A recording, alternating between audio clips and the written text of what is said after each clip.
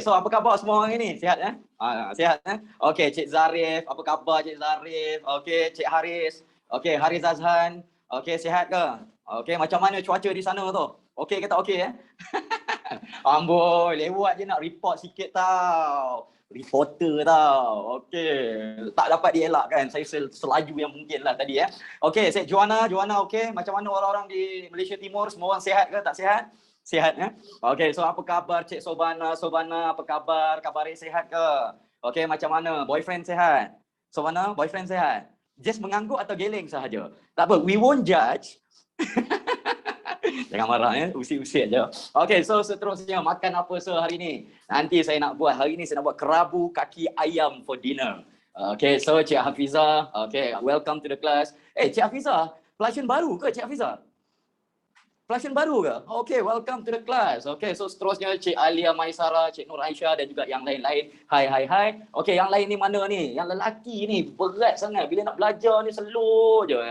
Okay, so slow je yang lain-lain ni. Okay, welcome to the club. Okay, jadi ladies and gentlemen, okay, notes semua orang dah download dah refresh app dan juga dah download apa benda yang sepatutnya. Okay, dah ada dekat tangan, semua orang dah ada dekat tangan dah eh. Okay, so apa yang kita nak tengok, apa yang kita nak bincangkan hari ni, kita nak tengok dan juga kita nak sambung. Sekejap, nak double check dengan semua orang, kita stop dekat mana hari tu? Semua orang ingat ke tidak? Okay, ingat ke tak ingat kita stop dekat mana? Sabar je lah tau, tengok. Okay, so kita stop dekat apa yang dipanggil sebagai 6.3, betul eh? Okay, kalau kita lihat yang Cik Ain Nawara tu, dia cakap usaha-usaha untuk menangani apa yang dipanggil sebagai ancaman komunis. Okay, so pada siapa yang tak jumpa dekat dalam buku teks, kita pada muka surat 152. Okay, pada muka surat 152, betul eh? Okay, dalam textbook kita pada muka surat 152. Lepas tu kemudiannya, kalau kita lihat pula, okay, dekat dalam notes kita dekat dalam notes saya, kita pada page berapa semua ingat ke tak ingat? Jumpa ke tak jumpa? Page berapa? Okay, page berapa? Kita pada page 4, very good. Okay, so itulah dia seberingkas. Pada new Placians, welcome to the class. Jom kita tengok apa benda yang kita dah belajar setakat ni lah.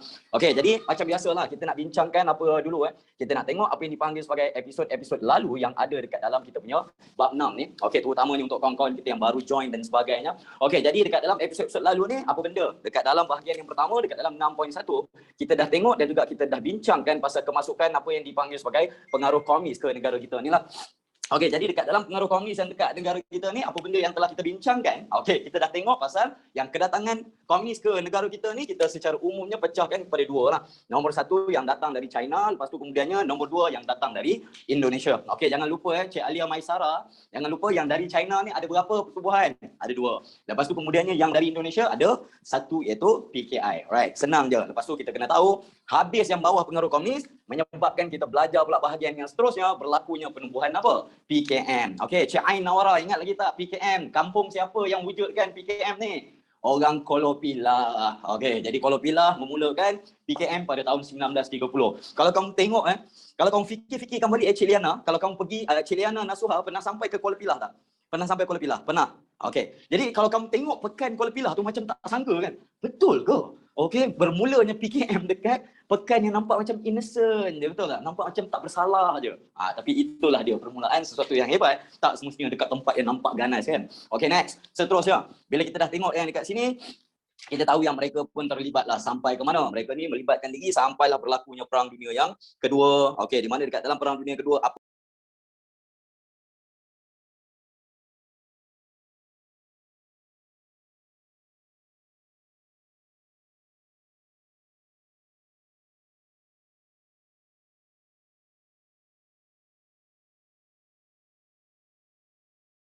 benda yang berlaku kita dah bincangkan, yang mana dekat dalam Perang Dunia Kedua ni benda-benda yang seperti apa. Kita tengok yang mereka ni menyebabkan berlakunya keganasan yang 14 hari itu, betul tak? Jadi keganasan 14 hari itu, yang tu pun terlibat juga dekat dalam apa yang dipanggil sebagai keganasan PKM lah. Jadi keganasan PKM ni nanti kita akan tengok lebih jauh apa benda yang berlaku lah. So seterusnya.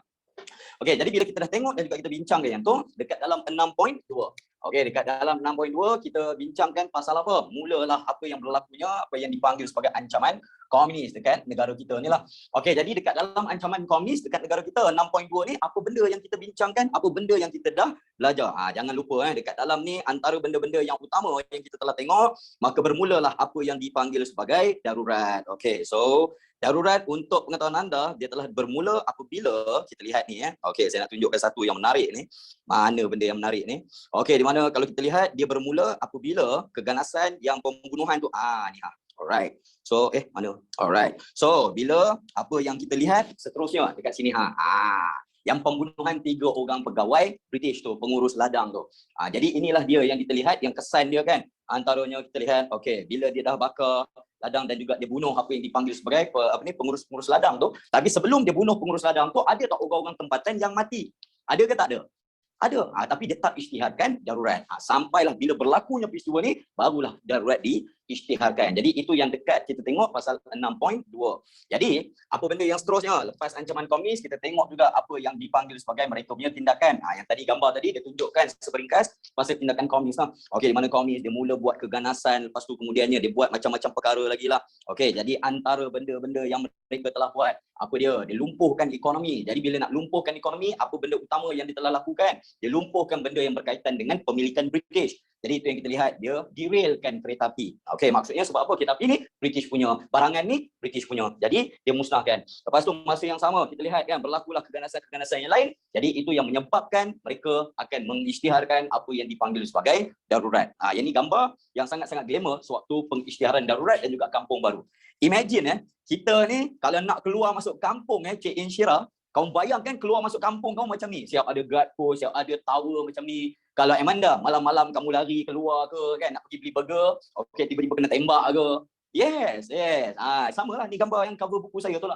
Alright, sebab ada orang komplain, alah sir, apa ni tunjuk-tunjuk buku kan. Ni gambar dia. Ada pula yang komplain kan. Alright. So, jadi kamu bayangkanlah hidup tu pada waktu tu, okey, apa benda yang penting Cik Sherry. Sherry. Jadi kalau Sherry tengok kan, perang baru sahaja tamat 45. Betul tak? Perang Dunia Kedua tamat 45. 3 tahun lepas tu baru nak repair semua benda, mula pula benda ni. Jadi dia sudah jatuh ditimpa tangga. Jadi kamu imagine tau kesusahan orang pada waktu tu Amanda. People were very struggling pada waktu tu lah. Okay, next. Seterusnya. Jadi apa yang dia buat? Dia buat apa? Dia lumpuhkan apa? Ekonomi. Betul tak? Okay, dia lumpuhkan ekonomi. Lepas tu kemudiannya apa lagi yang dia buat? Dia musnahkan apa yang dipanggil sebagai infrastruktur. Tapi malang ni bila dia buat benda-benda macam ni, bukan British yang mati. Siapa yang mati? Kita yang mati. Jadi itu isu yang paling besar lah. Okey, dan kemudiannya diancam pula keselamatan rakyat. Jadi kita dah lihat keselamatan rakyat, macam yang saya cakap, saya ada beberapa gambar tapi tak sesuai nak di-share dekat dalam kelas. Minta maaf. Okey, gambar-gambarnya terlalu ganas, terlalu kejam. Kalau kamu tengok kan, apa kekejaman dan juga apa yang telah dibuat oleh pihak komunis, memang kamu rasa sangat-sangat menakutkan lah. Okey, berlaku keselamatan rakyat terjejas. Okey, lepas tu kemudiannya bukan saja yang ni, maka terdapatlah juga ancaman terhadap pasukan keselamatan. Macam yang saya dah cakap hari tu. Pada peringkat awal berlakunya darurat ni, okey, komunis banyak mati ke pasukan keselamatan yang banyak mati pada peringkat awal? Jadi komunis tak banyak mati tau. Yang banyak mati untuk pengetahuan Cik Zulfa kan, pasukan keselamatan kita, tentera kita, polis hutan kita banyak yang mati. Sebab apa? Tak ada pengalaman, tak ada experience nak tangani perang gerila komunis tu. Okey, jadi Amirul Ashraf, okey, perang pada waktu ni dengan komunis tak macam kamu main PUBG ya. Dia bukan macam kamu main PUBG, dah mati boleh restart. Boleh main pula dekat world lain lah, level lain. No, yang ni mati. Okey, lepas next. Seterusnya kita lihat apa lagi. Maka itu yang berlakunya insiden-insiden serangan yang lain yang kita dapat dan juga kita bincangkan dekat dalam kita punya textbook. Okey, jadi pada siapa yang ada textbook dekat tangan kan. Jadi benda-benda yang penting, okey, contohnya event-event yang berlaku pada waktu ni yang ada dekat dalam textbook yang kamu boleh tengok pada sini jadi yang ni yang pada page, okey, yang ni yang ada pada page 151 buku teks. Okey, macam saya dah terangkan pada anda itu, benda ni bukannya wajib kamu nak kena hafal setiap satu ni. Tak perlu jangan pula Cik Amna Patricia kamu pergi tulis pula atas kertas mahjong tu satu-satu pergi hafal. Ini tak penting. Tetapi ada benda-benda yang kena tahu. Okey, contohnya okey, jadi kalau kita tengok yang penting, okey, pada siapa yang tak tahu Balai Polis Kampung Jeram ni dekat Johor. Lepas tu dekat Temerloh, okey, Kuala Krau, Jerantut, okey, bakar Balai Polis. Lepas tu Gua Musai serang Balai Polis. Lepas tu kemudiannya Kajang dia serang Jeep Tentera. Okey, tapi yang lebih penting ialah apa? Yang dekat Muar ni, yang ada serangan ke atas Bukit Kepong. Yang paling famous yang ni. Right. Yang paling famous yang ni. Jadi kalau soalan kertas satu pun Cik Amna, biasanya kalau dia bagi contoh serangan ke atas Bukit Kepung. Jadi dia akan letak ni, okey, apakah akibat daripada tindakan tersebut? Dia akan keluar soalan paper 1 macam tu. Dia tak akan cakap apa tau. Okey, contohnya Amirul Ashraf, jangan risau. Soalan dia takkan keluar soalan paper 2 kan. Amirul sila senaraikan semua serangan komunis ke atas rakyat. Dia tak akan keluar macam tu. Kalau keluar macam tu, saya simpan rambut macam kamu. Okey, dapat Okey. Dapat. Kalau keluar macam tu juga, so ni keluar dalam exam. Kamu tunjukkan saya simpan rambut macam kamu. Panjang siap ada tocang lagi. Clear Okay. Next. Rambut dah tak nak naik lah. Okay, next. Habis Okay, ladies and gentlemen, this is where we stop. Okay, pada minggu yang lalu. Okay, so kenapa serangan Bukit Kepung lagi famous daripada yang lain? Alright. Okay, nombor 1, serangan ke atas Bukit Kepung ni, bagus, very good question. Saya rasa ramai yang nak tahu benda ni kan. Okay, dia kan, Cik Amanda Teo, okay, kalau kamu tengok kan, dia punya serangan ni kenapa glamour? Sebab komunis, mereka ni kepung Bukit Kepung. Saya ulang sekali lagi, mereka kepung Bukit Kepung. Yes, maksudnya mereka ni ramai-ramai tentera komunis ni duduk dekat luar tu, dia siap bagi warning pakai loud hailer. Pada pasukan polis, sila menyerah diri. Berani dia buat macam tu. Faham tak? Dia maksudnya dia berani pergi attack dengan bukan macam gerila yang lain, dia serang senyap-senyap, betul tak? Dia ambush. Yang ni dia tak ambush, memang dia serang tu memang dengan purposeful. Maksudnya dia memang tahu dia nak kepung dia tu. Ya, ada movie. Okey, jadi itu yang dia glamour sangat. Dan juga polis-polis yang tu majoritinya meninggal dunia dan juga semua berjuang mati-matian sampai tak ada yang menyerah kalah. Semua sampai mati dia orang perang. Okey, tak silap saya ada 1 ataupun 2 orang je yang betul-betul survive kan. Right. Okey, bangunan Bukit Kepung tu Cik Zafran, saya kurang pasti, kena tanya dengan orang Muar. Orang Muar sila jawab, ada lagi ke? Okey, ada lagi ke? Kalau ada sila jawablah. Okey, so ladies and gentlemen, this is where we stop. Okey, next. Seterusnya, jom kita sambung kita punya lesson. Jadi yang ni yang bahagian yang sangat menariklah bagi saya. Jadi usaha-usaha yang kita buat untuk menangani apa yang dipanggil sebagai keganasan komunis ni. Okey, jadi usaha-usaha yang telah kerajaan laksanakan ya. Okey, ada museum.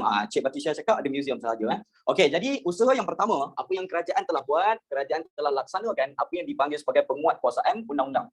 Okey, di mana kalau kita lihat kan dekat dalam penguatkuasaan undang-undang ni, yang ni antara benda-benda yang menarik Okey, hari tu kita sempat tak sentuh sikit yang ni? Tak sempat kan? Okey, sempat. Tapi tak habis, betul tak? Saya sempat sikit-sikit je kan. Okey, jadi apa yang kamu kena faham kan, bila British dia laksanakan benda ni, penguatkuasaan undang-undang ni, okey, dalam nota ada simplified version lah, tapi saya suka yang tengok yang buku teks punya. Jadi apa yang dia orang ni buat? Apa yang kerajaan British buat? Okey, jadi ada yang kita belajar, benda tu bagus, tapi sebenarnya ada juga kesan yang tak bagus. Okey, dari undang-undang kan. Okey, sempat kita tengok menahan sesiapa saja yang disyaki. Saya dah terangkan minggu lepas. Maksudnya, kalau kamu ni disyaki tolong atau bekerjasama dengan komunis, terus tangkap. Tanpa bicara, Amanda Teo. Tanpa bicara. Okey, lepas tu kemudiannya, yang kedua. Okey, apa yang kita tengok pula seterusnya, mengenakan hukuman berat kepada siapa saja yang membantu komunis. Maksudnya ada special provision. Maksudnya Cik Nurul Ain kena faham kan. Okey, sambil minum teh tu kan. Okey.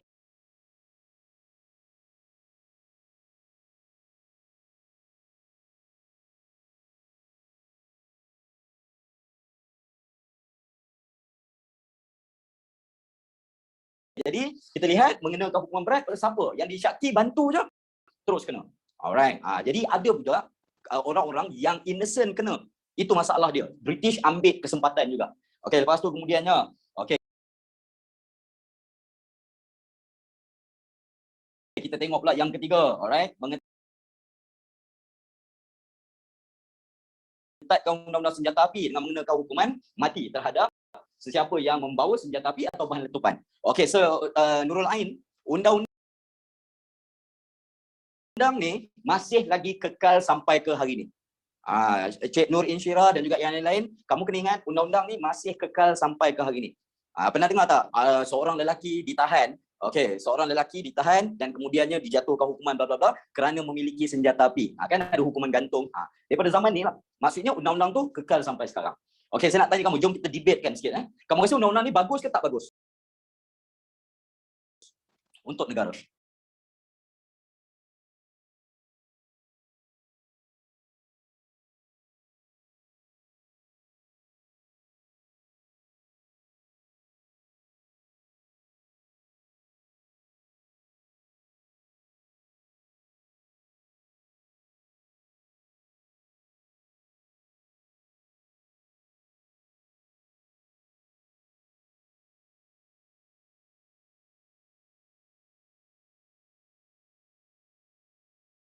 Bagus ke tak bagus untuk negara? Bagus kan? Tapi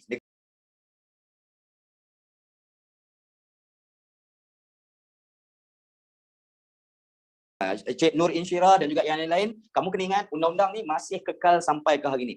Pernah dengar tak seorang lelaki ditahan, seorang lelaki ditahan dan kemudiannya dijatuhkan hukuman bla bla bla kerana memiliki senjata api. Kan ada hukuman gantung. Daripada zaman ni lah. Maksudnya undang-undang tu kekal sampai sekarang. Saya nak tanya kamu, jom kita debatekan sikit. Kamu rasa undang-undang ni bagus ke tak bagus untuk negara? Bagus ke tak bagus untuk negara? Bagus kan? Tapi negara macam Amerika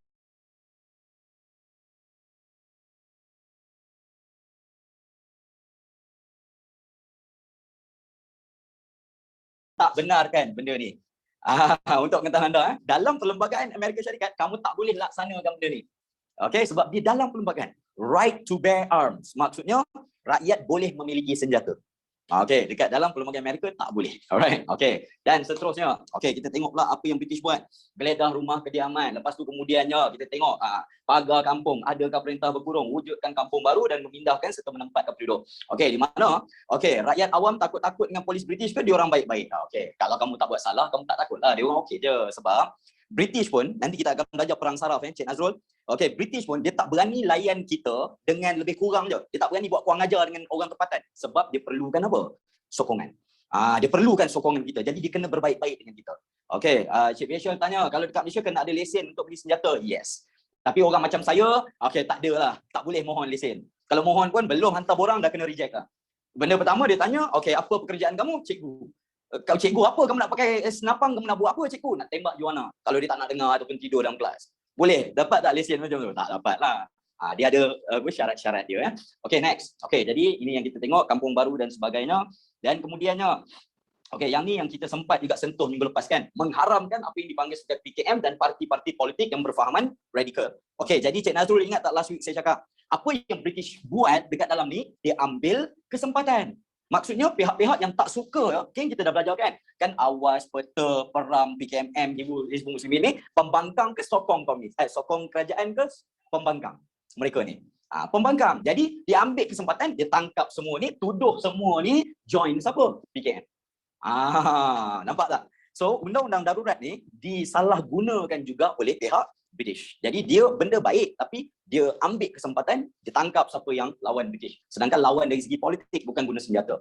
Dan kemudiannya bila kita dah tengok yang tu, maka yang terakhir yang kita dah sempat tengok, menangkap pemimpin gerakan radikal, ada yang seorang seperti Ahmad Rustam, Ishak Haji Muhammad ataupun Pak Sako. Cik Fatin Insyirah ingat lagi yang ni nama lain dia, Pak Sako, penulis. Radikal Alia Batrisha, radikal maksudnya ekstrim.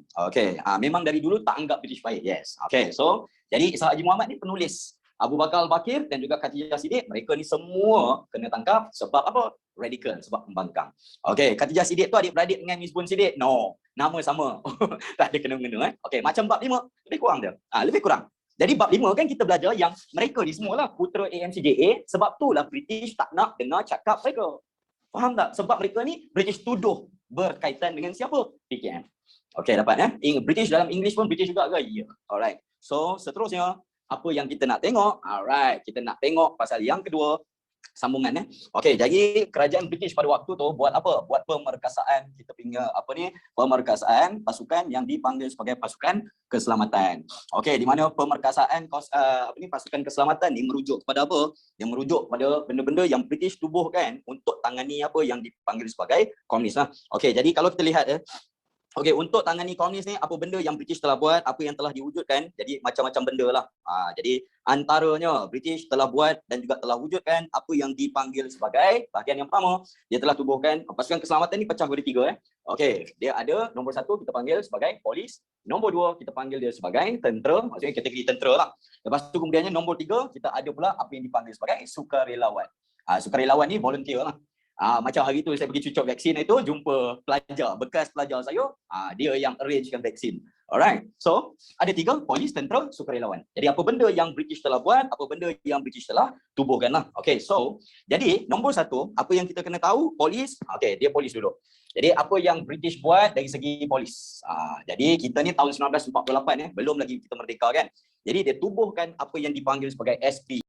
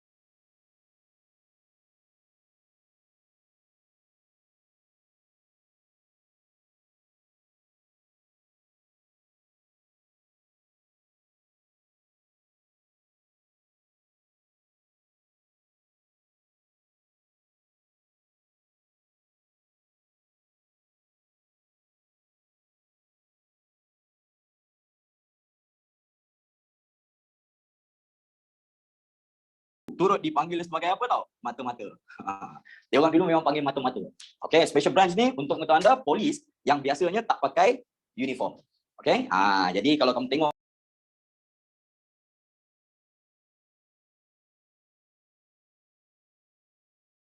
kan, okay, antara benda dia spy lah kiranya.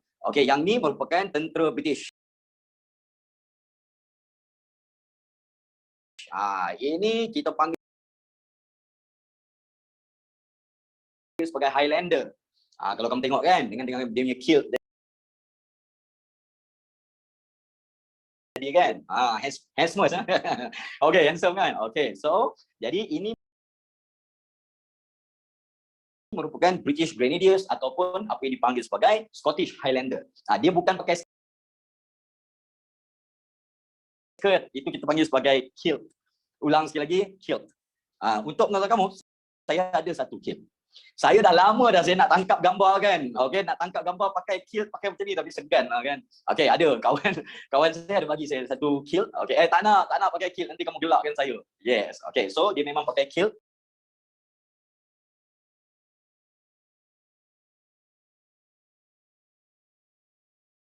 Okey, ini Scotland ni.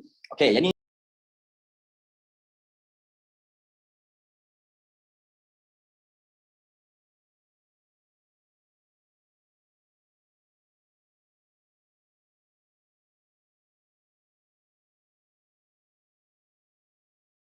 yang kita lihat, mereka ni dibawa masuk untuk tangani siapa? Okey, untuk tangani apa yang dipanggil sebagai komunis lah. Okey, SB ya. Okey, jadi selain tu ini antara orang yang penting dekat dalam SB. Okey, yang ni kalau kita lihat, yang ni merupakan orang-orang yang penting dekat dalam SB. Yang ni dia orang ni dot plan lah. Maksudnya ada tentera British, ada tentera from India, ada orang yang tempatan. Semua orang bekerjasama. Biasanya special branch ni mereka yang collect apa tau? Intelligence. Maksudnya mereka ni yang apa, collect intelligence apa BM? Intelligence risikan. Okay, sorry tadi makan cheese. Okay, next. Seterusnya. Jadi selain daripada tu, dia ada pula wujud kan. Saya tak boleh lah makan cheese dia Fatin kan terus tak tahu BM. Okay, tak sudah diri betul lah. Okay, jadi special branch, okay, cawangan khas. Lepas tu dia wujud pula apa yang dipanggil sebagai special constables. Okay, nama-nama ni kena hafal ke sir? Malangnya kena. Soalan ni exam suka tanya Okey, dia ada pula apa yang dipanggil sebagai special constables. Okey, dia orang ni spesifik untuk kawal dua kawasan. Dia orang ni nak kawal ladang, mereka ni untuk kawal apa? Lombok. Yang dua-dua British punya. Okey, soalan ni memang saya tak boleh nak nafikan exam dia suka Cik Hafizah. Yang ni nama-nama ni kena hafal. Okey, maksudnya dia akan tanya apa tahu? Yang ni buat apa? Yang ni buat apa? Baru keluar semalam ke exam Patricia. Baru saya cakap, tapi saya dah terlambat 24 jam lah. Okay, next. Seterusnya, kita lihat pula, ada pula yang dipanggil sebagai polis hutan. Alright, so polis hutan yang sekarang ni kita dah panggil sebagai apa? Come on, people. Okay, so polis hutan, no, dia tak tanya esei biasanya. Okay, dia tanya apa? Soalan struktur ataupun soalan objektif. Okay, jadi kita lihat, kecuali lah Patricia dapat soalan tu lah. Okay, polis hutan sekarang ni kita panggil PGA. Pernah dengar PGA? Pasukan Gerakan ke dah tukar nama lagi? Kurang pasti, kamu cek sendiri. Okey, belum lagi PGA. Yang turut dikenali sebagai Komando 69. Kalau kamu pernah dengar lah, Cik Hafizah pernah dengar Komando 69. Kalau Komando 69, mereka tu bukan tentera. Mereka tu bukan tentera, tapi mereka ni polis hutan. Tapi dia orang ni bukan polis yang macam polis biasa ni. Kerja dia specialist. Dia orang ni lawan siapa? Lawan komunis. Dia bukannya polis yang jaga trafik, yang pergi tangkap orang dekat luar ni, dia tak ada. Okey, next. Seterusnya. Sebab tu sekarang ni kita tukar nama jadi PGA. Okey, next. Lepas tu kemudiannya kita turut ada apa yang dipanggil sebagai polis wanita. Ada pula golongan wanita-wanita turut. Waktu ni lah orang-orang perempuan barulah melibatkan diri secara aktif dekat dalam apa? Polis ni kan. Jadi kenapa? Jadi orang-orang perempuan pemula nak menyumbang. Okey, sila tengok ladies. Inilah dia. Yang ni nenek-nenek dan juga onyang-onyang kamu. Tu dia. Okey. Jadi mereka ni berkawat macam kamu berkawat juga, tapi apa bezanya Cik Hafizah berkawat dengan dia orang ni berkawat? Apa beza dia? Hafizah kamu berkawat juga. Okey, kalau kamu berkawat, kamu pakai seluar. Tapi diorang ni semua pakai apa? Pakai dress kan? Sebab tu perempuan pada waktu ni tak masuk hutan. Di operasi hutan dia tak masuk. Faham pasal waktu ni orang perempuan tak boleh pakai seluar. Faham orang perempuan tak boleh pakai seluar. Bukan tak boleh, tu haram. Maksudnya masyarakat tak menerima wanita pakai seluar. Belum lagi. Okey, dapat Jadi polis perempuan ni kena jaga apa? Pergi check orang. Katakanlah kan perempuan pun ada yang join komunis, nak pergi apa? Body search. Okey, takkanlah perempuan lelaki body search. Jadi diperlukan juga polis-polis wanita ni jadi spy, Okey, kalau time berkawat terselera, bahaya. Astagfirullahalazim. Hidayah jauhnya kamu fikir. Okey, jangan fikir sampai macam tu. Jangan biarkan terselak. Okey, next. Lepas tu kemudiannya, okey, ini kena tahu ini semua bawah-bawah polis Ada juga polis wanita dan okey, kita kena tahu juga ada pula apa yang dipanggil sebagai senoi Prague. Ini senoi Prague ni sangat-sangat glamour sampai ke hari ni masih lagi wujud senoi Prague ni. Okey, senoi Prague ni dalam bahasa orang-orang senoi membawa maksud orang Prague. Maksudnya dia orang ni memang spesialis untuk pergi apa? Untuk pergi perang. Jadi kalau kita lihat antaranya lah, okey, mana gambar senoi Prague saya ni? Saya ambil senoi Prague gambar yang moden. Okey, saya tak nak ambil gambar old school. Alright, ini senoi Prague sekarang. Okey, mereka ni merupakan spesialis. Okey, orang tu maksudnya orang lah. Okey, mereka ni merupakan spesialis yang masih lagi wujud sampai ke hari ni, tapi dia tak terima kaum lain. Dia tak terima kaum lain. Katakanlah kamu, okey, yang ada depan saya ni minta, mohon, tak boleh. Senoi Prague mesti kaum orang asal sahaja. Orang temuan, Temia, lepas tu Sakai, Jakun, Senoi, mereka tu sahaja yang boleh join. Okey, dapat? Kita tak boleh. Sarawak ke? No, Semenanjung lah. Okey, jadi inilah dia senoi Prague ni. Okey, dan kemudiannya tak cik, special lah pasal nama dia senoi Prague. Mereka ni spesialis dekat dalam hutan. Okey, kenapa tak boleh join? Cik Hazrina, kalau kamu join dia dah tak eksklusif lah. Kamu Melayu ke, Chinese ke, Indian, kamu pergi join senoi Prague, dia orang dah tak boleh panggil senoi Prague lah. Betul tak? Kena panggil Chindian ke, Chin Malayan ke. Faham tak? Dia bukan Iban, mereka ni orang asal, orang asli. Okey, senoi Prague Okey, next. Sebab dia orang ni pakar dalam selok-belok hutan Okey, lepas tu kemudiannya ada pula auxiliary police. Okey, auxiliary police Allah masih lagi wujud sampai sekarang. Siapa boleh bagi tahu dengan saya? Auxiliary police ni sekarang ni kamu panggil apa? Come on. Auxiliary police kamu panggil apa? Siti Noramira? Bo Pascal tak habis-habis hidayah ni. Okey, auxiliary police, polis bantuan. Pernah dengar polis bantuan? Kan ada polis bantuan TNB, polis bantuan Sunway. Okey, jadi itulah sampai sekarang kita panggil polis bantuan. Ada juga cikgu. Okey, kamu ada tak cikgu-cikgu kamu yang jadi polis?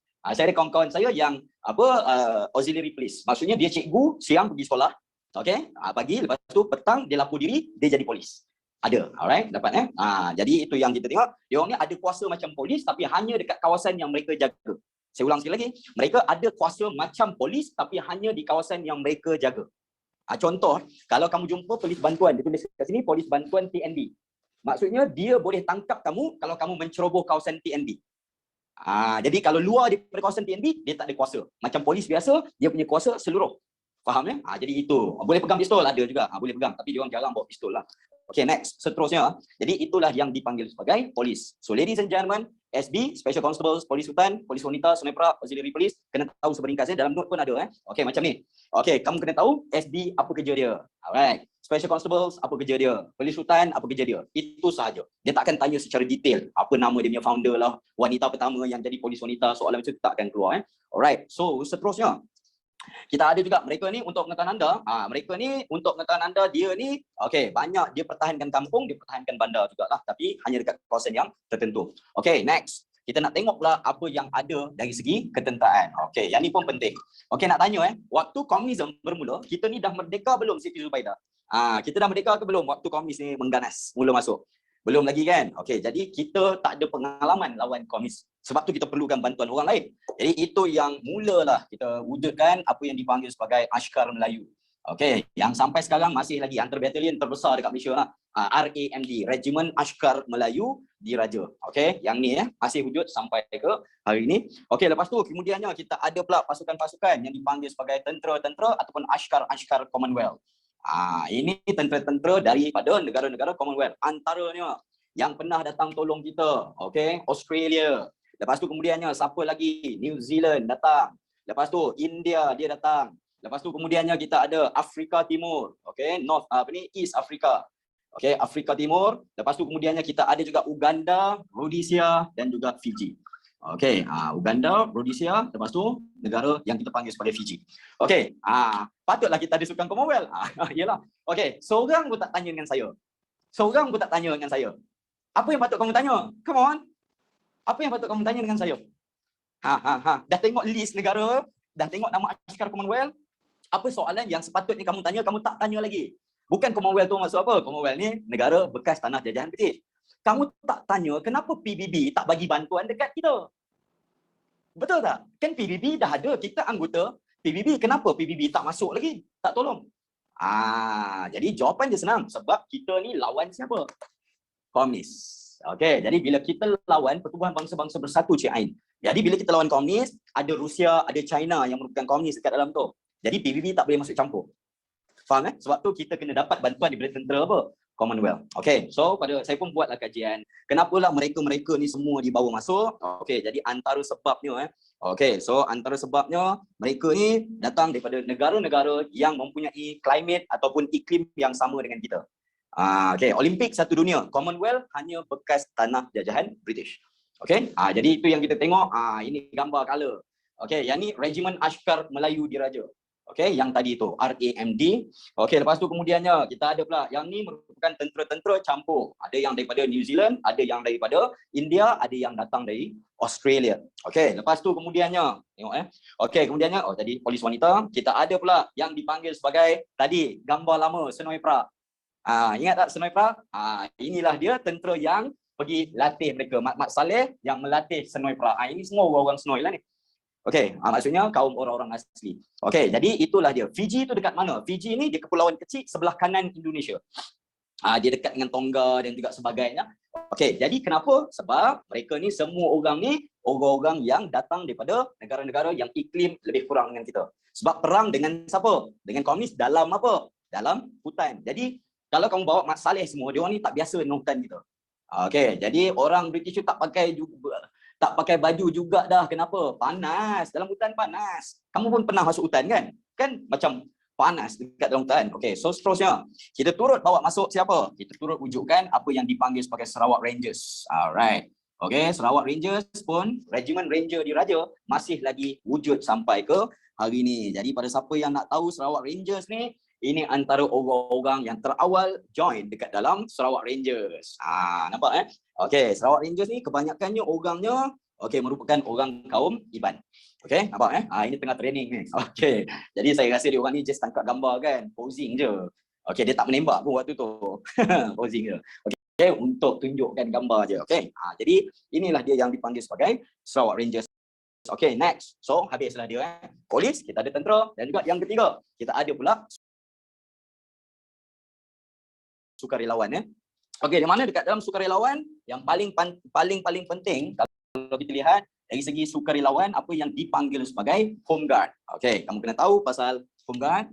Okey, Home Guard ni merupakan orang-orang kampung, orang-orang tempatan yang British bagi latihan dan juga kemudiannya British akan bagi mereka ni untuk jaga kampung-kampung. Jadi Home Guard ni pengawal dan juga penjaga kawasan-kawasan kampung. Jangan tak tahu jadi itulah dia. Tapi bagi saya kan yang paling menarik lah. Saya cukup suka tengok gambar ni. Okey, jom kita tengok. Ini antara gambar orang-orang kampung, makcik-makcik, akak-akak dan juga onyang-onyang kamu yang orang-orang yang terawal dapat latihan sebagai apa? Home Guard. Kamu tahu tak bila saya first time tengok gambar ni, kain batik dia tak tahan tu.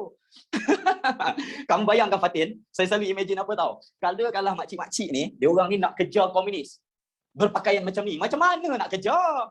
Kan dah kena pula. Okey, senapang berat nak kena pegang dua tangan. Lepas tu masa yang sama, okey bila nak lompat longkang tu, kamu kena angkat sikit kain, betul tak? Lepas tu betul tak? Jadi macam mana? Sebelah pegang senapang, sebelah lagi makcik dia kena pegang kain. Saya selalu imagine macam tu, faham tak? Dia susah. Betul ke tak? Tapi waktu ni orang perempuan memang tak pakai seluar lagi. Semua orang pakai kain. Okey, dapat macam tak sesuai kan? Okey, so jadi itulah dia. Kain batik yang mahal tu kan. Saya rasa kalau komunis tengok pun dia lari. Kan? So beruntung kamu semua boleh pakai seluar dan sebagainya. Orang dulu tak boleh. Bukan tak boleh apa. Masyarakat akan pandang serum. Katakanlah Alia Maisara kamu pakai seluar kan sekarang kan. Katakanlah kamu pada zaman macam sekarang ni, okey kamu pakai seluar apa semua, kamu keluar, imagine kamu jalan dekat town tu ataupun dekat kampung, satu kampung kan tengok je kamu pakai seluar macam lelaki, macam jantan. Faham tak? Jadi itu orang dulu punya pandangan. Oh, by the way, bukan kat negara kita je tahu. Dekat England, dekat Europe pun sama. Wanita tahun 50-an, 60-an baru pakai seluar. Baru masyarakat boleh terima normal tu. Okay, next. Jadi itu yang kita panggil sebagai Home Guard. Mereka ni tugas untuk jaga apa? Kawasan-kawasan kampung. Okay. Jadi itulah yang dipanggil sebagai jaga kawasan kampung, Home Guard. Ada yang lelaki, ada yang perempuan. Okay, ada dalam rumah pun tak boleh pakai seluar ke Cik Hidayah? Okay, no. Dalam rumah pun orang tak pakai seluar. Faham Jadi bukan apa, sebab saya rasa pada waktu tu seluar untuk perempuan pun orang tak buat. Faham tak? Yang perempuan semua kain, mesti kain, dress dan sebagainya. Okay, so siapa yang nak screenshot silakan. Boleh nak screenshot? 5, 4, 3, 2, 1. Patutlah bapak patutlah mak suruh belajar pakai kain. Kena pakai kain. Okey. Dapat patutlah sekolah dulu pakai skirt. Yes. Okey. Next. Boleh kita teruskan? Okey dah Screenshot. 5, 4, 3, 2, 1. Okey, jadi lepas kita dah tengok pasal usaha untuk menangani yang kedua Yang pertama, penguatkuasaan undang-undang. Yang kedua, pemerkasaan pasukan keselamatan kan. Ya sekejaplah, saya pun nak ambil gambar jugalah. Okey, kok ada yang tak sempat ke kan? Bagi saya ambil gambar. Kok ada yang waktu saya suruh screenshot ni pergi toilet lah, ada juga yang macam tu. Alright, so seterusnya. Okey, jadi bila kita dah tengok dan juga kita bincang pasal yang tu, okey, kita tengok seterusnya bahagian yang ketiga, pendaftaran. Yang ni bagi saya satu benda yang sangat-sangat brilliant yang telah British laksanakan lah. Jadi dia benda yang brilliant, kamu tengoklah sebab apa kebrillianan dia tu. Kita tengok British kan memang saya bab ni saya memang salut. Saya suka tengok apa tindakan British sewaktu berlakunya apa yang dipanggil sebagai kita punya peperangan dan juga kita punya penentangan terhadap komunis ni lah. Okey, jadi benda pertama yang kerajaan kita buat, okey, kerajaan kita telah laksanakan pendaftaran kebangsaan. Okey, nombor 3. Okey, dia nombor 3 Jadi kerajaan kita buat sistem yang dipanggil sebagai pendaftaran kebangsaan dan juga kita perkenalkan yang benda yang tak pernah ada sebelum tu, kita buat apa yang dipanggil sebagai IC. Okey, boleh saya tulis IC Semua tahu IC Kad pengenalan. Cik Arif Daniel, boleh saya tulis IC? Boleh Okey, jadi dia perkenalkan pendaftaran kebangsaan dan juga kad pengenalan. Pasal apa? Ini yang saya cakap brilliant ni Zulfa. Di mana dia orang ni British, dia tahu tau macam mana nak pressure komunis ni. Sebab bila tentera, saya dah ceritakan, tentera dan polis masuk ke hutan, perang dengan komunis, siapa yang mostly menang? Siapa yang mostly menang? Komunis, betul tak? Jadi itu yang menyebabkan British dia fikir macam mana cara nak atasi masalah tu, dia perkenalkan IC. Supaya IC, orang yang duduk komunis, yang komunis duduk dalam hutan, dia tak ada IC. Mana ada pejabat JPN ke, betul tak? Jadi siapa yang tak ada IC, automatic dia orang charge komunis. Sebab tu sampai ke hari ni, dekat Malaysia, kalau Encik Arif Daniel naik motor kan, bila berhenti je dekat roadblock, soalan pertama polis dia suruh kamu keluarkan apa? IC. Sebab daripada dulu. Daripada undang-undang, nampak kesan daripada undang-undang darurat tu sampai ke hari ini. Dulu IC kena bayar, tak, sama free je. Okey, jadi itu yang kita lihat, dia telah perkenalkan apa yang dipanggil sebagai kad pengenalan. Okey, jadi ladies and gentlemen, I give you the first IC in Malaya. Kad pengenalan yang pertama Malaya, nombor dia 000001. Kita punya Perdana Menteri lah. Dapat Okey, saya tak sempat IC ni. Saya tak sempat IC ni. By the time saya punya IC, dia dah keluar kad. Yang ni yang jenis yang dia seal tu kan. Alright, so old school. Ini merupakan IC yang pertama diperkenalkan. Okey, jadi dulu pakai nombor, ada satu nombor je. Okey, lepas tu ada cap jari dekat situ Okey, jadi bila kita dah tengok yang tu, maka itu yang kemudiannya, mana bendera negara? Tak ada lagi, kita belum merdeka. Mana ada bendera negara lagi? Kita belum merdeka. Itu still under British. Okey, next. Seterusnya, okey, jadi dia buat apa? Semua warga, umur 12 tahun ke atas wajib mempunyai IC. Wajib mempunyai ataupun mendaftarkan diri untuk dapatkan apa? IC. Okey, jadi undang-undang ni sampai ke hari ni masih lagi kita buat. Okey, sampai ke hari ni Okey, next. Seterusnya, semua orang wajib bawa IC ke mana-mana sahaja. Okey, so sebab itulah dekat dalam undang-undang Malaysia sampai ke hari ni, kalau kamu ditahan polis minta kamu IC. Contohnya kan, okey, kalau kita lihat Cik Fatin, Fatin Amanina, polis tahan. Okey, kamu mana IC? Kamu cakap, "Cik, saya tertinggal dekat rumah." Boleh tak kamu kena tindakan dengan polis? Boleh. Sebab dalam undang-undang memang salah. Okey, maksudnya dua ni kan. Undang-undang ni ada sampai ke hari ni. Okey, tapi cikgu saya cakap British tunduk pada UMNO, bukan ke UMNO tunduk pada British. Okey, bukan macam ni. UMNO, cikgu kamu cakap tu, UMNO tunduk pada British, maksudnya dia tunduk pada tuntutan British. Dia tak tunduk kepada putera AMCJA. Itu maksud cikgu kamu. Okey, dapat Kalau mak pegang IC lepas tu polis minta macam mana? Biasanya polis pun tengok keadaan lah. Kalau remaja macam kamu, okey lah. Tapi kalau dah 18 tahun ke atas, ataupun saya yang dah 40-an, polis tahan. Lepas tu saya cakap, "Cik, mak saya pegang IC." Kamu rasa polis percaya lah? Betul tak? Dia akan gunakan dia punya budi bicara lah. Kalau kamu yang remaja kena tahan orang, polis pun tahu. Okey, next. Okey, lepas tu kemudiannya kita ada pula apa yang dipanggil. Itu yang kita tahu. Okey, bermula pula apa yang dipanggil sebagai satu lagi brilliant, yang rancangan yang dikenali sebagai rancangan BRICS. Okey, so pada siapa yang nak tengok okey, yang ni yang antara benda yang telah British buat. Ini semua ada dalam textbook Kod-kod mana yang belum tengok lagi, dia mula-mula dia buat macam ni. Mula-mula bentuk dia macam ni, identity card. Dia macam kad, betul-betul kad. Okey, lepas tu baru yang dia jadi bentuk macam tu. Okey, lepas tu kemudiannya pakcik-pakcik ni polis datang tanya apa? Okey, IC. Alright. Lepas tu handsome, ni handsome. Okey, Tata dah mati dah ni. Okey, next. Lepas tu kemudian tak habis-habis handsome tau. Okey, kena tahan dengan polis. Okey, naik motor. Alright. Lepas tu yang ni gambar ni saya dah check, yang ni dekat PJ. Ada orang PJ dah dekat sini. Okey, orang PJ say hey. Tak ada kan? Okey, so jadi ini gambar dekat PJ, tak ada IC, tangkap. Alright, naik motor tak pakai helmet. Zaman ni tak pakai helmet, tak wajib pakai helmet. Okey, dapat ya? Bukan PJ Pendidikan Jasmani, Petaling Jaya. Okey, lepas tu ada yang tanya tadi kenapa orang dulu nampak handsome Betul tak? Okey. Jawapan dia senang. Saya dah buat kajian pasal ni. Sebab orang dulu keluar rumah as an occasion. Maksudnya orang dulu dia susah nak keluar anywhere. Faham tak? Jadi bila dia keluar dia akan dress up. Macam kita kadang-kadang nak pergi ke 7-Eleven, katakanlah lorong belakang rumah. Kamu yang mana yang perempuan pun pakai pijamas je, lepas tu sarung sweater ke, betul tak? Tudung pun lebih kurang, sambar je apa yang ada dekat pintu tu. Betul kan? Okey. Lepas tu pergi. Orang dulu tak. Kalau pergi ke kedai pun orang dress nicely. Jadi itu sebab dia nampak macam handsome je. Dia orang siap pakai yang lelaki minyak ke rambut and so on. Okey, dapat Jadi zaman tu berbeza. Orang sekarang dia ikut occasion betul-betul kan? Okey, next. Seterusnya, kamu tak payah tengok ni lah. Kamu cubalah tanya nenek kamu ke, atuk kamu ke. Okey? Kalau dulu pergi pekan pun dress up. Maksudnya bukan apa, nak ikut mak pergi beli barang dapur, dress up. Okey, dapat? Okey, next. Sebenarnya bagus, itu disiplin. Okey, lepas tu kemudiannya kita lihat yang ni polis datang naik atas beg, check pasal banyak yang menyamar duduk dekat dalam bas lah. Okey, next. Seterusnya.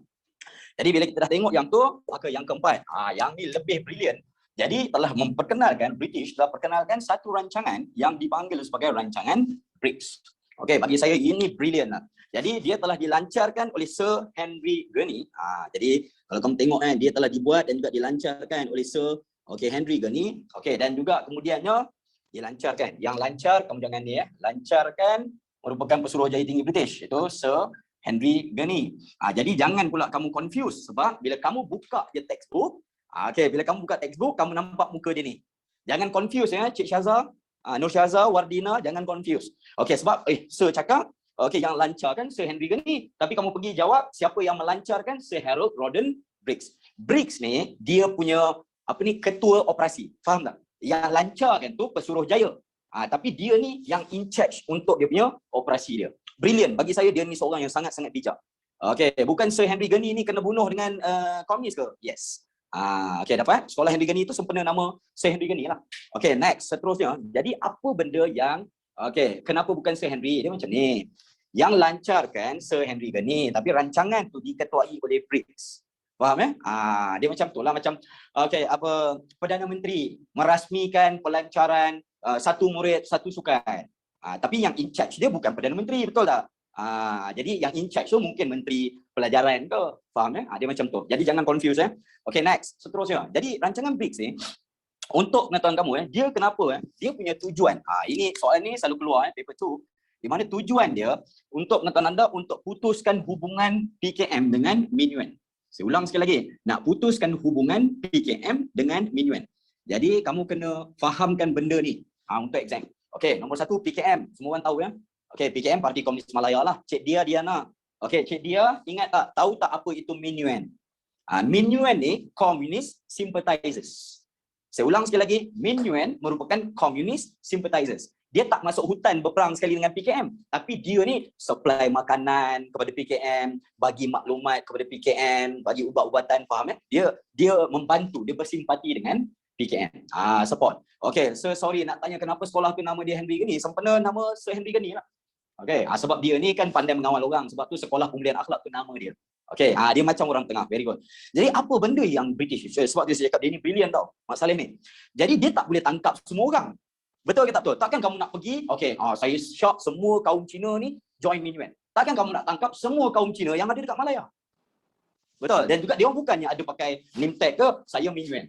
Kamu tak kenal. Jadi apa yang dibuat oleh rancangan BRICS ni, dia buat apa benda yang kamu kena tahu. Nombor 1, dia wujudkan apa yang dipanggil sebagai kampung-kampung baru. Jadi dia wujudkan kampung baru. Okey, di mana ada pula yang cakap, kampung baru ni macam mana? Inilah dia contoh kampung baru. Okey. Jadi yang ni pagar dia sewaktu darurat. Maksudnya satu kawasan kampung, tapi kampung tu, rumah dekat dalam tu semuanya berpagar. Okey, kamu tak bebas. Untuk apa? Supaya Zarif, dia orang ni, Min Yuan ni tak boleh berkomunikasi dengan PKM. Faham ya? Jadi dia buat pagar. Tapi dia tak tahu siapa yang Min Yuan. British tak tahu siapa Min Yuan, dia pagar semua. Alah macam PKP kan ada yang diperketat kan, apa PKPD kan. Bila PKPD apa yang kerajaan kita buat? Dia buat apa? Pasang apa? Jaring dekat keliling kan, sebab dia tak tahu yang mana satu yang ada COVID. Faham ya? Jadi dia buat macam ni juga. Okey, jadi itu yang kita lihat. Okey, bila dibuat ni bangsa apa? Kebanyakannya Cik Anis kaum Cina. Majoriti kaum Cina. Kampung Baru biasanya tak ada orang-orang Melayu. Okey, tapi saya ada pula dapatkan gambar untuk kamu.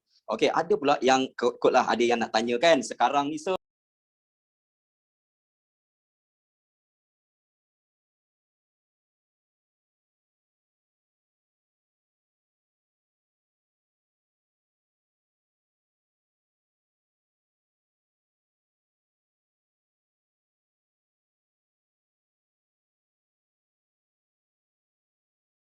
okey, bila dibuat ni bangsa apa? Kebanyakannya Cik Anis kaum Cina. Majoriti kaum Cina. Kampung Baru biasanya tak ada orang-orang Melayu. Okey, tapi saya ada pula dapatkan gambar untuk kamu. Okey, ada pula yang kotlah ada yang nak tanya kan, sekarang ni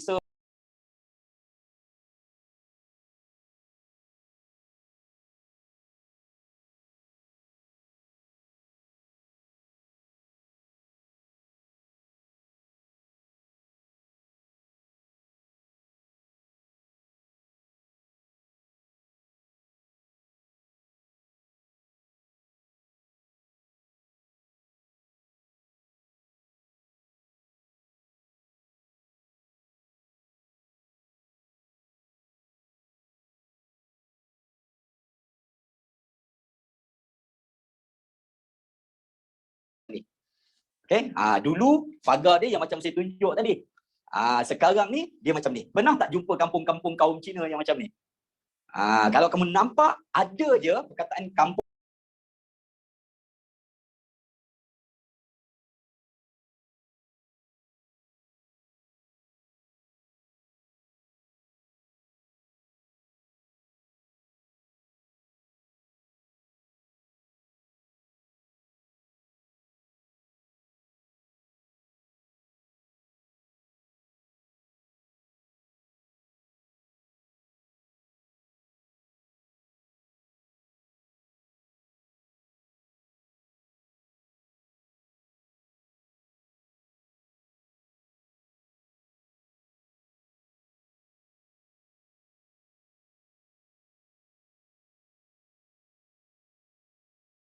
baru, kamu kena tahu. Okey, dulu dia wujud pada zaman apa? Komunis. Kampung Baru KL tak? Itu kampung baru Melayu tak?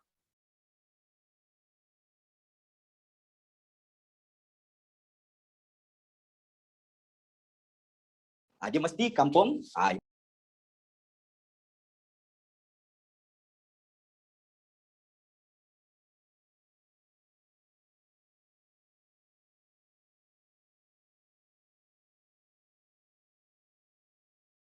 baru yang majoriti penduduk dia kaum Cina. Ini gambar barulah. Okey, jadi itulah dia. Okey, jadi apa yang kita lihat itu yang telah British buat yang sangat-sangat brilian lah. Jadi dia halang dan juga dibiarkan orang-orang ni duduk dekat dalam satu kawasan supaya mereka ni tak boleh nak tolong siapa? Komunis. Okey, next. Seterusnya. Okey, jadi apa benda selain daripada tu nombor 5. Okey, kerajaan British dia turut buat apa yang dipanggil sebagai tawaran-tawaran pengampunan. Okey, boleh saya ambil 5 more minutes? Dia buat tawaran pengampunan. Jadi nampak tak British punya taktik? Mula-mula dia perkenalkan IC. Jadi IC ni, mula-mula dia buat polis, dia buat tentera supaya nak kejar PKM ni. Okey, lepas tu kemudiannya dia buat apa pula? Dia perkenalkan IC supaya PKM ni, alamak menggelabah, aku tak ada IC ni. Lepas tu kemudiannya dia buat apa pula? Okey, dia pastikan pula yang kawasan Kampung Baru ni tak boleh tolong komunis. Jadi komunis ni under pressure. Jadi bila under pressure, itu yang menyebabkan British dia buat tawaran pengampunan. Maksudnya dia bagi dalam semua bahasa, bahasa Melayu, bahasa Cina, bahasa Tamil, dia gugurkan melalui udara. Jadi dia gugurkan melalui udara dan juga dia gugurkan melalui udara ni yang kamu lihat kan. Risalah-risalah tu dia jatuhkan dekat dalam kawasan yang disyaki ada apa? Komunis. Jadi dia cakap siapa yang tangkap, siapa yang dapat risalah ni, just bawa jumpa dengan siapa-siapa, polis ke, kamu keluar hutan, kamu bawa senjata kamu keluar hutan, bawa risalah tu, tunjuk dekat orang kampung pun boleh. Maksudnya orang kampung akan bawa kamu pergi ke balai polis berhampiran, kamu tak akan kena penjara atau apa-apa tindakan kalau kamu bawa risalah pengampunan tu. Okey, nak pujuk komunis ni suruh keluar daripada hutan. Okey, jadi itulah yang kita tengok terjadi ya. Okey, dapatnya dia nak ajak komunis ni serah diri sebab mereka under pressure. Yes. Okey, lepas tu sebab tu saya cakap brilliant. Ini semua bawah rancangan PIKSA ni. Okey, lepas tu kemudiannya mereka turut buat kempen. Kempen penduduk. Okey, jadi kalau kita tengok kempen ataupun bulan, okey, penduduk menentang siapa? Penjahat lah. Okey, jadi kita lihat ya, dia gunakan apa yang dipanggil sebagai perkataan penjahat. Okey, yang ni bagi saya satu benda yang sangat-sangat brilliant kan. Okey, kempen penduduk menentang penjahat. Dia tak cakap komunis, dia cakap penjahat. Ramai yang menyerah diri, ramai. Okey, sebab tu dalam bahasa Inggeris, bila dekat dalam zaman komunis ni, dia gunakan perkataan apa? Bandits. Dia tak gunakan communist insurgents. Supaya nak pastikan dia orang ni tak ni. Yes. Siapa makan cili dia rasa dah lebih kurang macam tu lah konsep dia. Okey, supaya orang tak tolong penjahat. Kalau komunis, orang rasa macam nak tolong. Tapi kalau penjahat ataupun bandits, orang tak nak tolong. Tengok dia punya dari segi apa? Psikologi dia. Okey, next. Seterusnya. Okey, kita lihat ada pula apa yang dipanggil sebagai dia buat kempen, maksudnya orang semua benci dengan komunis lah. Dan juga nombor 7. Kerajaan kita turut buat apa yang dipanggil kerajaan British ya. Okey, turut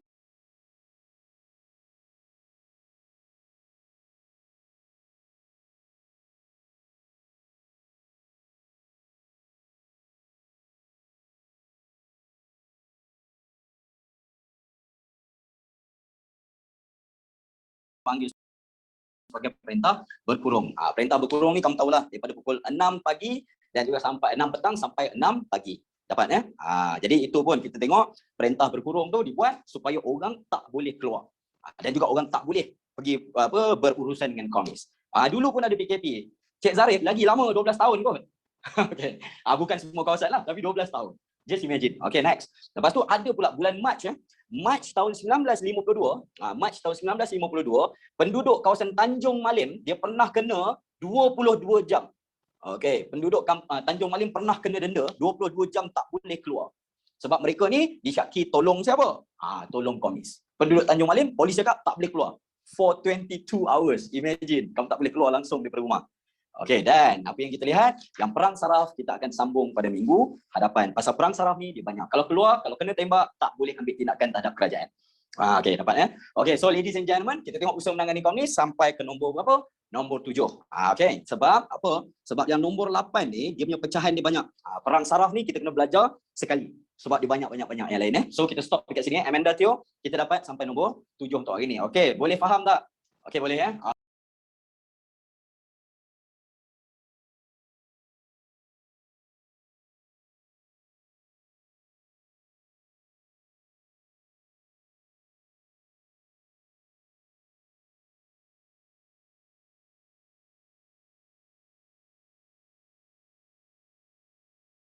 Okey, nanti saya share. Terima kasih banyak-banyak atas masa dan juga perhatian anda.